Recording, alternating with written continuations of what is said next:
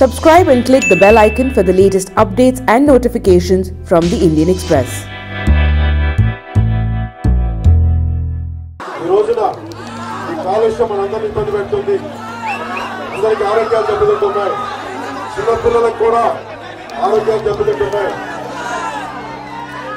వేసవి కాలంలో 4 నెలలు అంగుళం మేరకు ఈ గాలి వల్ల మన గ్రామాల్లో కాలుష్యం పెరిగిపోతా ఉంది. ఇవన్నీ నాకు చాలా బాధ కలిగించింది. అలాగే ఈ కాలుష్యాన్ని ఆపు చేయలేని పరిస్థితుల్లో అయితే గ్రామాన్ని చాలా బలంగా క్షేమంగా తరలించాల్సిన పరిస్థితి ఉంది.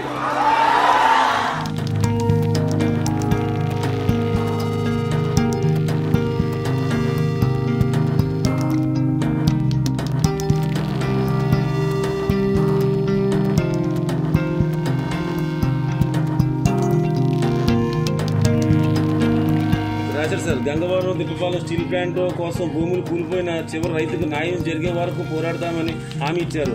తను నేను గంగవరం ఫస్ట్ చాలా బాగుంది సార్. ఈ కోర్టు వచ్చేసి చాలామంది కూడా చాలా వ్యాధులతో చాలా ఇబ్బంది పడుతున్నారు సార్. కిడ్నీలు వ్యాధులుగా నొప్పి కళ్ళు నొప్పి చెల్లెలు బ్లడ్ ఇన్ఫెక్షన్ అయిపోతుంది. అసలు ఈ 3 నెలలు 5 నెలల పొందలేము సార్. కిడ్నీలు లివర్స్ మొత్తం ఎక్కువ హెడేక్ రావడం. చూడండి సార్ పొల్యూషన్ మీరు చూసారు సార్. చూడండి సార్ చూడండి ఇక్కడ ఎలాగ ఉందంటే చూడండి సార్. ఇలాగ మిగులుతున్నాం సార్. వాటర్ జబ్బులు రకరకాల జబ్బులు కాళ్ళు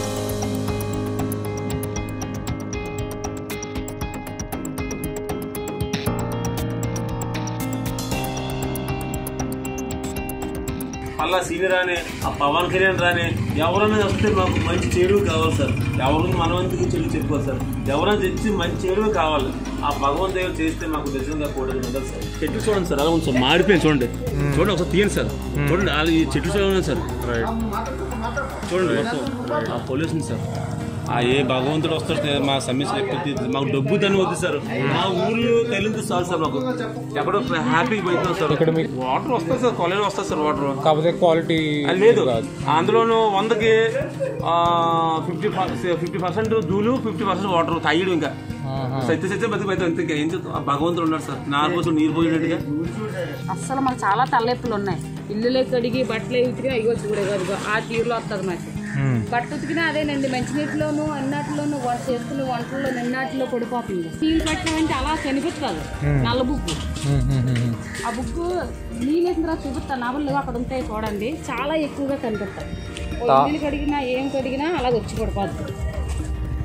తాగే నీరు మంచి నీరేనా? మంచి నీరే. ఇదే తాగుతాం.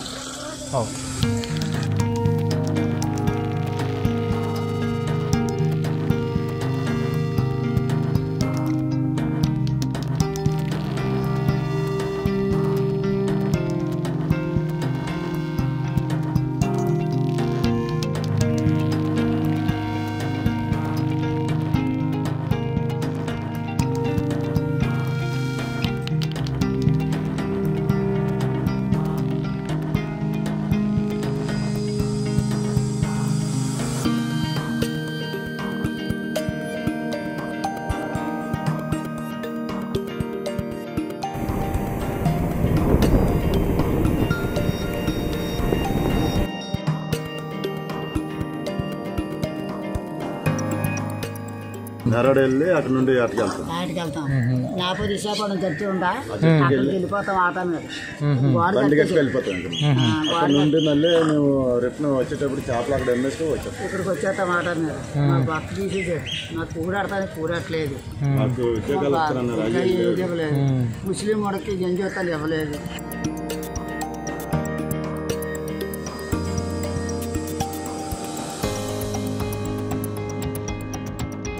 సముద్రంలోకి పోనీకుండా గోడ కట్టారు సార్.